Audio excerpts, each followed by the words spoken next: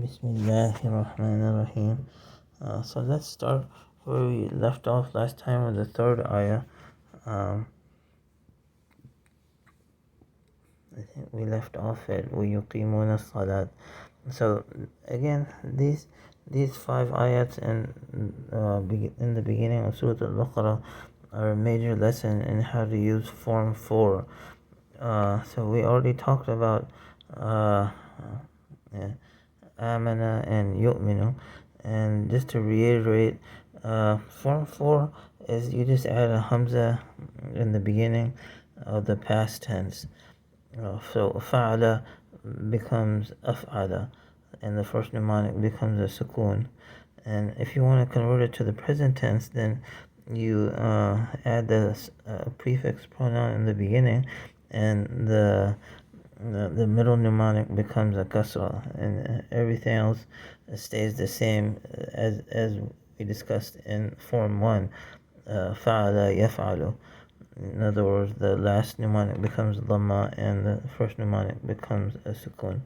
So in this case, the first when you add the prefix pronoun, it takes a dhamma. So yuf'ilu, af'ala yuf'ilu. So that's why we have yu'minu, amana yu'minu, and then yu'minuna for a third person plural. So here we have yuqimuna, which comes from the root qaf, waw, mim, but when you make it form 4, then the middle mnemonic becomes an alif, and in the past tense, and so you get aqama. But if you want to convert it to the present tense, then the middle mnemonic becomes a ya, showing that it's indicating the kasr part of the present tense. So yuqimu. So, but the third person plural would be yuqimuna. So the second characteristic of the people who are aware of Allah, the first one is they believe in the unseen. So, like for example, they always give benefit of the doubt. They never go on the obviousness of things. And then the second characteristic is وَيُقِيمُونَ الصَّلَاةِ, and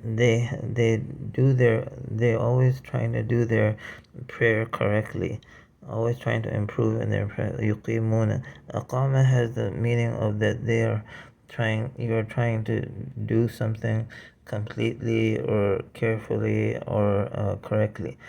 So the yuqimuna salat. So salat comes from the root sad, lam, waw, and it means to enter. And so salat is like an entrance.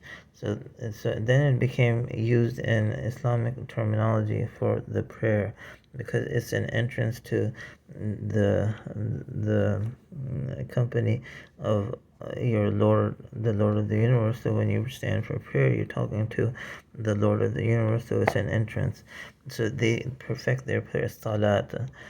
So it takes this takes the pattern of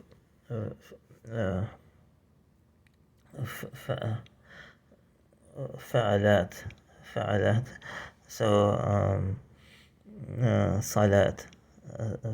So then the third characteristic is Allah subhanahu wa ta'ala introduces us again to the how you can shuffle the parts of a sentence. So it should be رزقناهم والذين يرزقناهم مما ينفقون.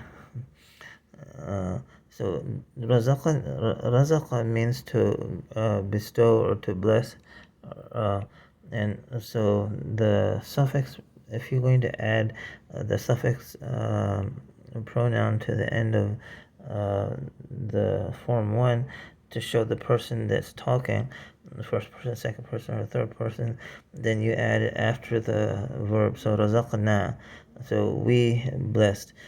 Hum, that's the object, the suffix object pronoun.